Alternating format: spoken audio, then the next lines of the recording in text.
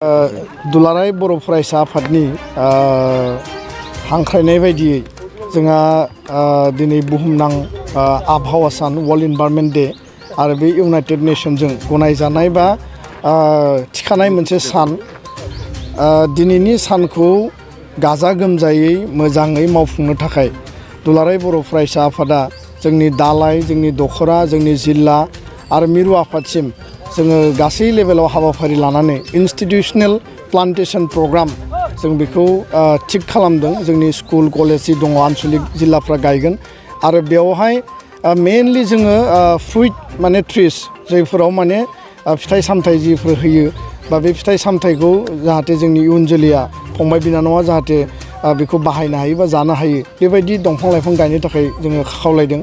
दिनै रुनिकाटा दख'रा एबसु तेन्दुवार दख'रा एबसु बे रुनिकाटा ओनसोलाव आरो चिरां जिल्ला एबसुनि जथाय बानजायनायाव बे आनसलिक आरो डिस्ट्रिक्ट बिसोरो बेयाव जथायै मोनसे हाबाफारि लादों आरो बे हाबाफारिखौ जों मावफुंबाय। बेयाव जिल्लानि आफादगिरि गाहाय नेहाथारि दख'रानि तेन्दुवारनि आफादगिरि गाहाय नेहाथारि जोंहा चिरांनि मानगोनां एससिएफ बिथांबो दङ एबसुनि लोगो गाहाय नेहाथारिबो दङ। जोङो टिमैनो बेखौ मावफुंबाय।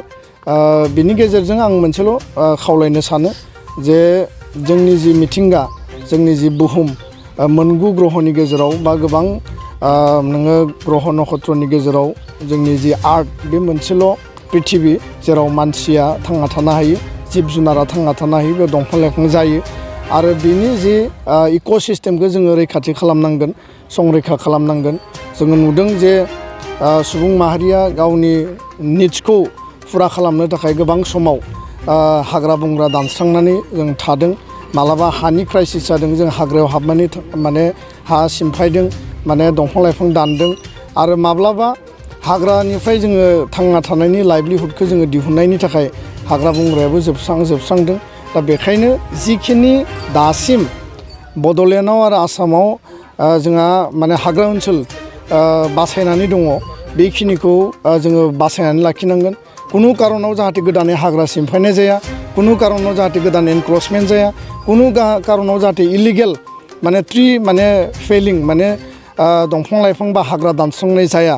बिनि थाखाय दुलाराय बर' फरायसा आफादा जों सांग्रांथि लाबोनाय जोङो नांगौआव वार्निंबो होदों, नांगौआव जोङो आयेन भाबै बेबस्था लानो थाखाय जोङो हमनानैबो होनाय जादों।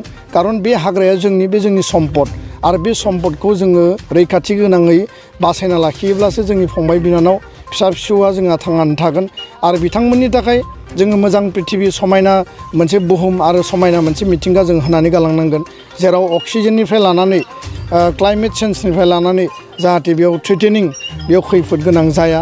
जों नुदों बिभिन्न समाव नेचारेल केलामिटिस जादों। रिसेन्टलि प्रि मनसुननि थाखाय निउ हाफ्लं स्टेशना इर'सन आरो फ्लाडजों बुखारलांजादों। केरेलायाव बानपानि जायो, मालाबा नोङो उत्तराखन्डआव नेचारेल माने क्लाउड बार्स्ट जादों बा बेबायदि इर'सन जादों। दा जोंनि बे बड'लेण्ड ओनसोल आसाम आरो भारतआव बा बुहुमावनो जों बेबायदि केलामिटिसखौ जों लुबैया आरो जोङो भारत भुटान सिमायाव थायो।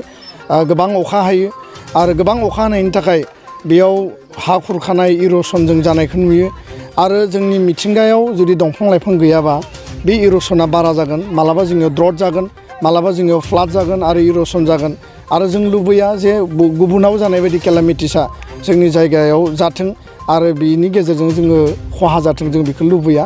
दा बेखायनो रावबो सुबुङा गोदानै हाग्रा ओनसोलाव दानस्रांनानै थानाय, हाग्रा सिमफायनाय आरो हाग्राखौ धंस' खालामनायनि थाखाय जाहाथे हाबा मावा आरो बे बिथिङाव सरकारखौ जोङो नारसिनगोन, डिपार्टमेन्टखौ जों नारसिनगोन आरो जोङो दुलाराय बर' फरायसा आफादा स्ट्रं जों अबजारभेसन जोङो बे बिथिङाव लाखिगोन।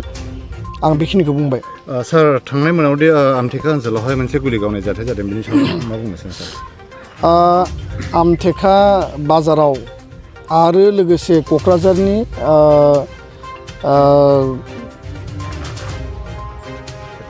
सेरफांगुरिनि नाराबारियाव बे मोननै जायगायाव इन्सिडेन्ट जादों गुलि गावनाय क'क्राझार जिल्ला आरो चिरां जिल्लायाव।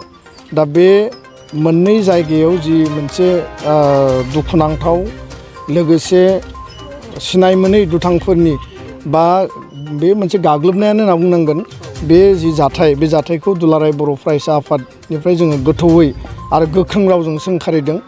थांनाय 3 मासनिफ्राय 6 मासनि सिगां जोंनि ओनसोलाव बेबायदि गुलि गावनाय बेबायदि माखासे क्रिमिनेल इनसिडेन्टफ्रा जादोंमोन आरो जायनि थाखाय दाय गोनां आरो दाय गैयै सुबुंफोरनि जिउ खहा जादों आरो जाय दाय दङ बिथांमोनखौबो गुलि गावनाय जादों, जाय दाय गैया बिथांमोनखौबो गुलि गावनाय जादों।